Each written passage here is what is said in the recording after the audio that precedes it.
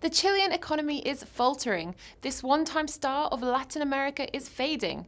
The government's strategy is to focus on energy as a commodity. But is this really going to make them shine bright again? To give his opinion on the economic situation is Ismail Ertürk, senior lecturer in banking at Manchester Business School. Chile was once a thriving Latin American economy, but it has fallen from 5% average in recent years to a projected 1.9% this year.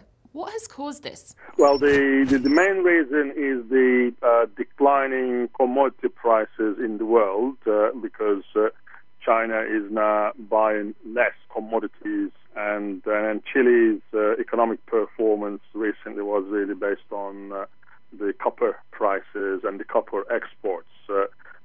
There has been a significant decline in copper prices, but commodity prices in general, and China is importing less because the Chinese economic growth declined from about 10% to 7.5%. So that's the main reason why the Chilean economy is not doing well. But it is not only Chile. All commodity exporting countries like Argentina, Indonesia, and Brazil to a certain extent, who relied on Chinese economic growth and consumption of commodities, they're all suffering. So we entered into a new era of emerging economies not doing well economically, and Chile is as part of that general trend. Domestic and foreign investments have been scared away from the country, but can this really be blamed on the left-wing government? No, I mean, Chile has been, a neoliberal economy for very, very long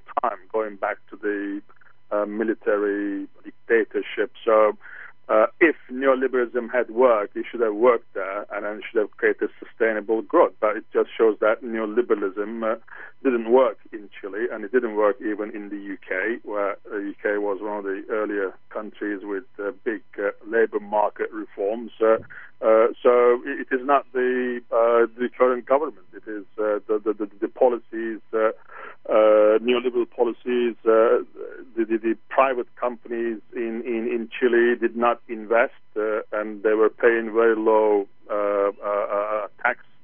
The tax rates, corporate tax rates in Chile is one of the lowest, lower than OECD. So the problem in Chile is the private sector, that they haven't really invested in a capacity in mining, capacity in other sectors. So the Chilean economy have not diversified into other sectors. They've just relied on commodity prices. So it didn't matter. I mean, whether you had leftist politics like in Brazil, they did. But Brazil benefited as well when the commodity prices were doing well. So it has nothing to do with the change in rhetoric about the current government wanting to invest more in public services. In fact, Chilean educational system suffered significantly during the neoliberal period. There hasn't been investment in human resources, education. So I think it is a general problem that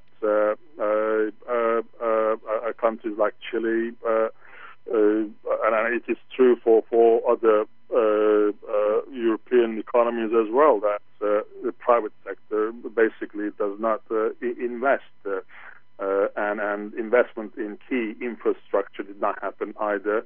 You need investment in infrastructure to diversify your economy, to have a better educated labor force, and it didn't happen in Chile.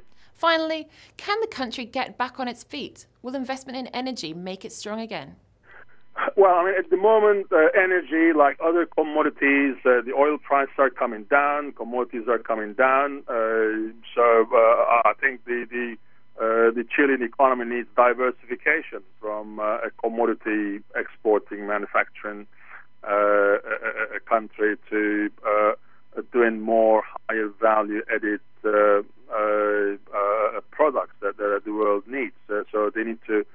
I mean, obviously you need energy, but I think Chilean economy needs to diversify away from relying on copper exports, and and better, higher value-added products. And I think for me, Chile needs to invest in agricultural sector better, because food production is bad.